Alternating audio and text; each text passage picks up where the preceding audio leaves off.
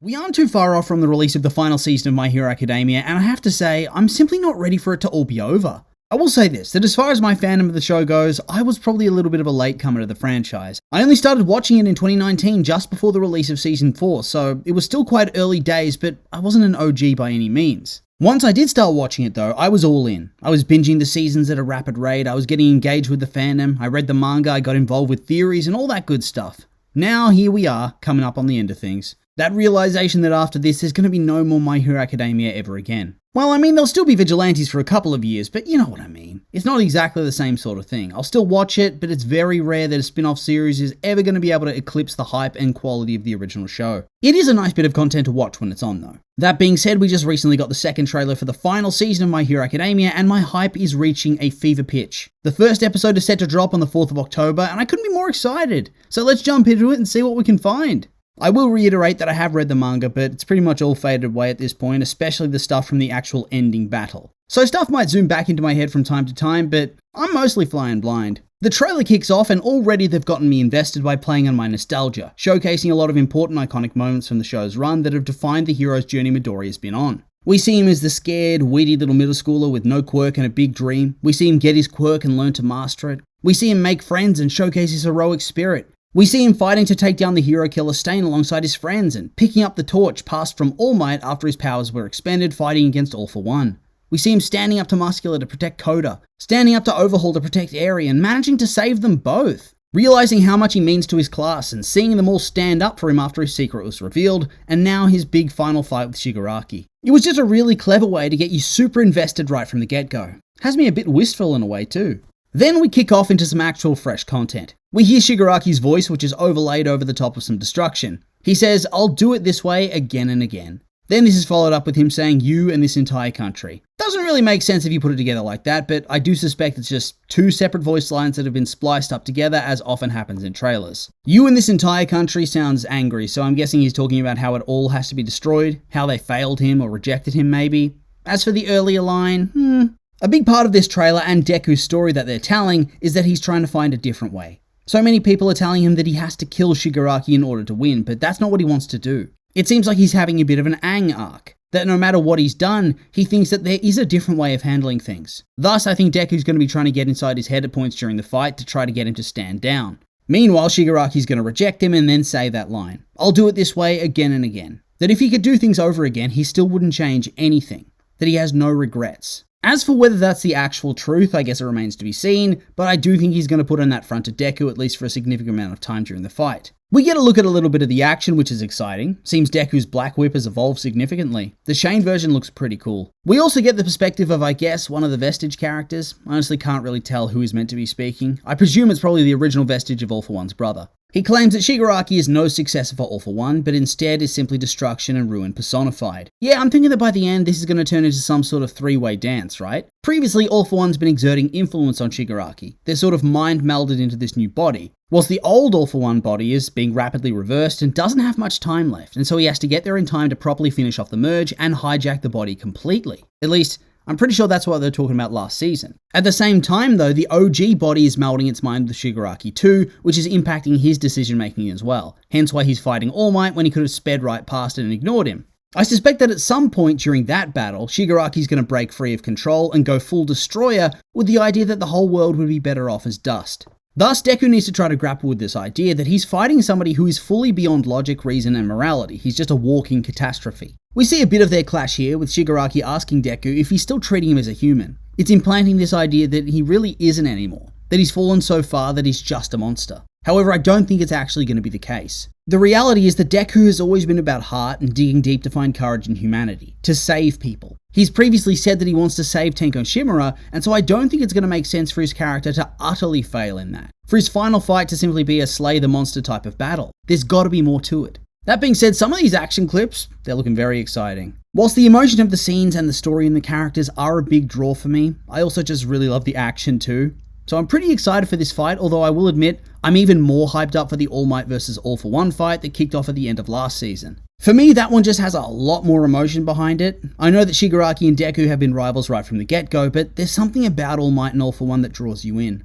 Their clashes have so much aura behind them and are so important when you look at things in the context of the wider story. Anyway, my suspicions are pretty much confirmed instantly in the moments after this as well. Deku's going to be fighting to free Shigaraki from his trauma, to save him and bring him back to what he was, or at least ensure that he's no longer a puppet for All For One. The Grandma Vestige is openly telling Deku that he has to hit him hard enough to utterly obliterate the body and destroy him without a trace, as otherwise I guess he could simply reform it. I think that pretty much all of the Vestiges are gonna be on that kill Shigaraki bandwagon, except maybe Koichi, but you never know. Deku though is gonna be built different, and in the face of all of this, he'll say no. He's just a person, rejecting the idea that he's a monster beyond saving, and that the only thing to do is kill him. I think it's a perfect showcase of the type of hero and person that Deku's been established as, and the perfect culmination of over a decade of character building. You have Deku, who's the only person strong enough to face down with Shigaraki, who in turn has the power to essentially destroy the world at this stage. Despite that though, and in the face of being told again and again by veterans and experienced heroes, or by those that held this very power, that Shigaraki has to die, he rejects it. He refuses to accept it. It's like the Overhaul fight. He was told that he would die, but he refused to lose and was able to master his own fate. He proved Night Eye's previously infallible quirk wrong. Here, he refuses to give up on the crying boy that he knows lurks within Shigaraki, and that is why Deku is just the ultimate hero and why he's such a compelling protagonist. Here, I think we get to hear some of the opening theme, which is by the same band that made the original theme for Season 1. And I know it's immature, but I can't help but laugh at the band name. Porno Graffiti, in all caps. That's got to be an all-timer, an all-time great name for a band for sure. The song itself sounds nice, and usually I'm a massive hater of every single new theme song when I hear it. I get so used to the previous one that I get attached, and when it suddenly disappears, it's a bit of a shock. That being said though, I did enjoy this one.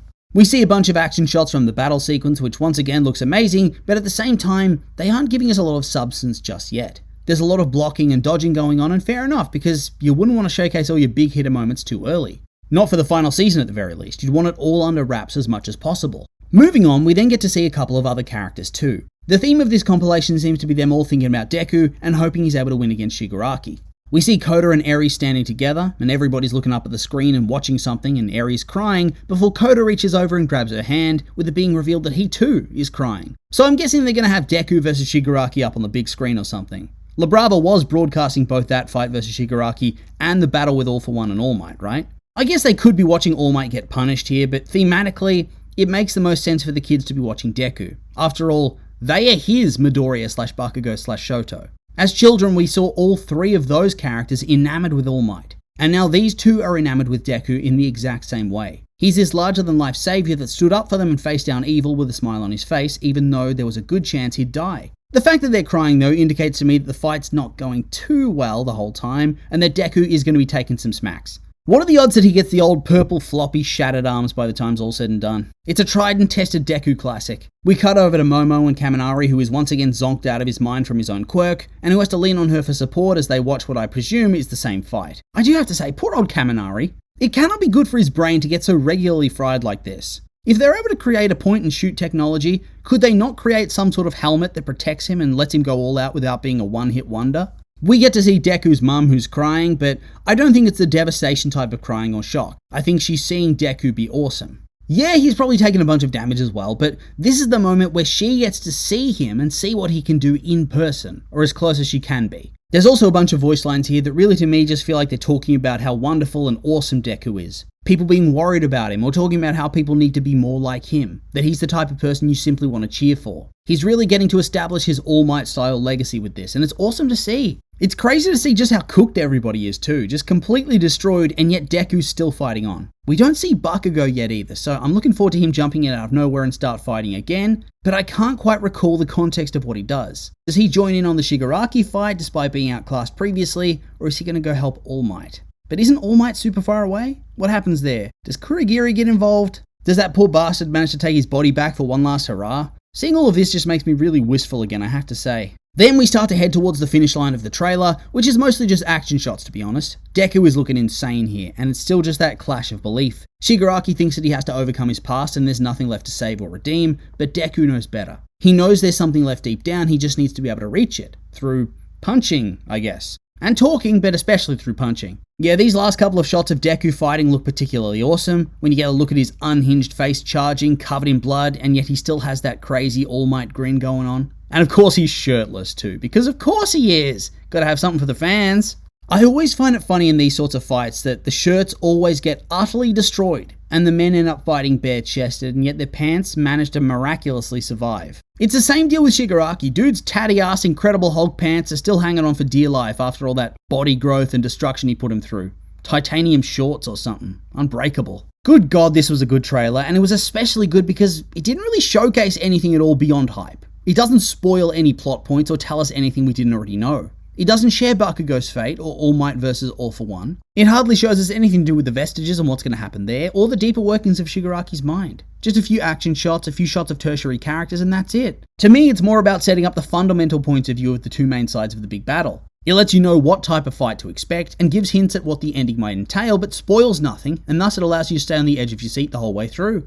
This is how you do a trailer. It is truly perfection, and it has gotten me so much more excited than I already was for the final season. They are absolutely cooking with this! With all that being said though, these have just been my opinions, and I'd like to hear yours. What do you think of the trailer? Did you like it? Hate it? Are you hyped up for the final season? Maybe not? I'm curious for your thoughts, so make sure to like, comment, and subscribe, and let me know.